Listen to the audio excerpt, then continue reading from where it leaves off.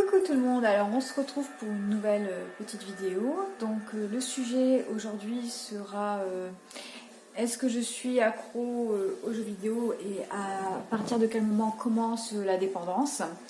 Donc moi-même je joue régulièrement aux jeux vidéo avec une préférence pour les jeux de combat comme Street Fighter. Donc en moyenne de mon côté je joue 3 heures par jour sauf le week-end. Mais certains joueurs n'arrivent pas à faire sans jouer une seule journée. Donc c'est à partir de là pour moi que commence la dépendance. Et surtout, au-delà de 5 heures de jeu par jour, c'est qu'il commence à avoir un réel souci dans la vie de la personne concernée. Donc le jeu commence à être problématique à partir du moment où ça a un impact direct dans la vie de la personne.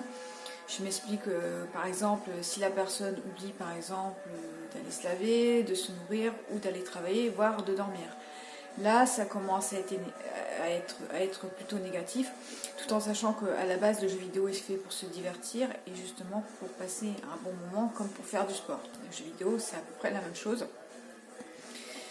Quand c'est modérément, c'est plutôt bon signe, mais quand on commence à aller un petit peu au-delà d'un certain seuil, ça peut être très critique sur notre quotidien en général. Donc le jeu vidéo peut être une dépendance comme la drogue, comme l'alcool ou comme la nourriture, voire les médicaments. Donc en général, les gamers qui sont dépendants aux jeux vidéo, en général, sont forcément des joueurs qui jouent en ligne, qui sont souvent dans la compétition ou dans les jeux de rôle ou les RPG. Et en général, la plupart du temps, on retrouve beaucoup des célibataires, donc des gens qui n'ont pas de vie de famille, donc forcément ces gens-là se rabattent sur leur passion, et d'autant plus s'ils n'ont pas d'emploi. Donc forcément c'est leur alternative pour éviter de penser justement à leur situation actuelle, que ce soit familiale ou professionnelle. C'est pour faire un petit peu le vide. Mais à force de faire le vide, c'est pas forcément très bon. C'est comme si vous avez une personne qui souffre de problèmes d'alcoolisme. À chaque fois que cette personne a un problème, elle va se rabattre sur une bouteille d'alcool pour éviter de penser à sa situation actuelle. Voilà.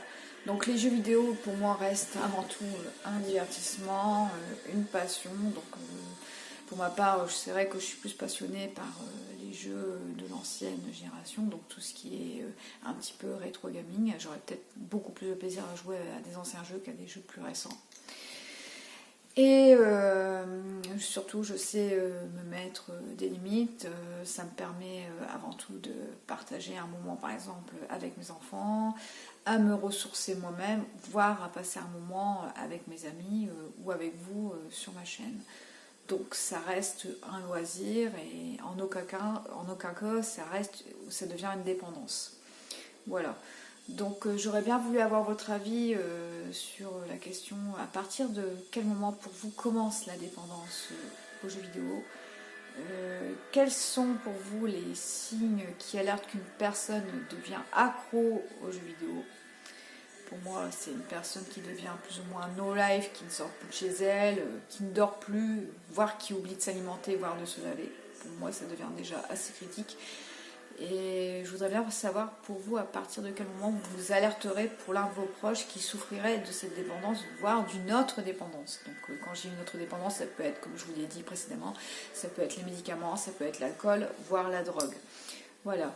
Sur ce, j'espère que le contenu de cette vidéo vous aura bien plu. Si vous avez des suggestions ou d'autres remarques à me faire concernant ce post, n'hésitez surtout pas à m'en faire part via un commentaire. Je serai ravie de vous lire, de vous répondre, voire de prendre vos conseils en considération. Je vous souhaite une bonne journée ou une bonne soirée selon le moment où vous avez visualisé cette vidéo spéciale débat. Et je vous dis à bientôt!